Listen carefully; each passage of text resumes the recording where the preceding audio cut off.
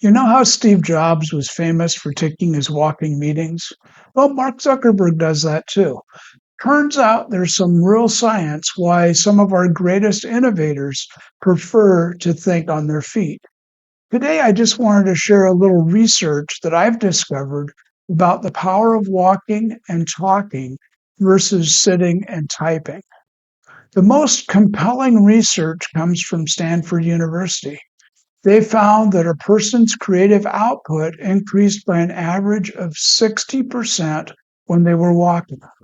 Let me say that again, 60% more creative ideas just by getting up and moving. The study involved 176 college students and adults who completed tasks commonly used by researchers to gauge creative thinking. Whether walking indoors on a treadmill facing a blank wall or walking outdoors in fresh air, people produce twice as many creative responses compared to sitting down. Here's what surprised the researchers. The act of walking itself, not the environment, was the main reason.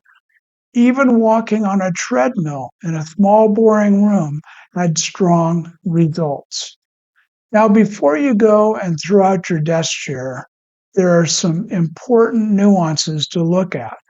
When it came to tasks requiring single correct answers, like word puzzles, those who walked performed mildly worse than those that were sitting. And if you're thinking about typing while walking, BYU researchers found walkers saw a 9% drop in cognitive processing speed and attention to working memory and a 13 word per minute drop in typing. For me, that'd be about half my speed.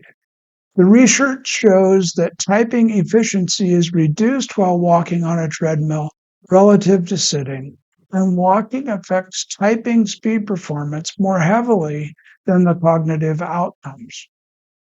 And remember that typing while you're walking down the street, even texting, isn't a good idea. The last time I was in Honolulu, I got warned that I couldn't text while I was walking down the sidewalk. Obvious reason. Too many people were walking out into traffic. Walking meetings offer other benefits beyond just creativity.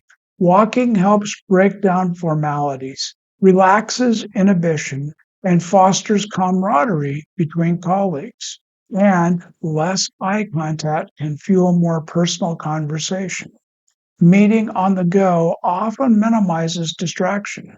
No phone, no emails, no texts, and nobody interrupting you. Walking releases your filter, the Stanford University showed. Ideas you hold back in a conference room come spilling out when you're moving down the road. From personal experience, I really notice this when I'm talking to my grandson. He can sit on the couch all day and just give me yes or no answers. But when I say, let's go for a walk, and I start to have a real conversation with him as we walk, he gives me good answers. So, what's the takeaway? Match the activity to the task. Tasks that require a fresh perspective or new ideas, walking can be a great benefit. Treadmill desk may be the most appropriate for tasks that are less cognitive and like checking email or doing quick other things that don't require fine motor skills. The research also found that creative juices continue to flow even after a person sat back down shortly after a walk. So even if you can't walk during your meeting, taking a walk before can boost your thinking. The science is clear. When you need breakthrough thinking, brainstorming, or want to have a more open, honest conversation, get moving. Your brain will thank you. Your creativity will soar, and you might just solve the problems that just seemed impossible when you were sitting down.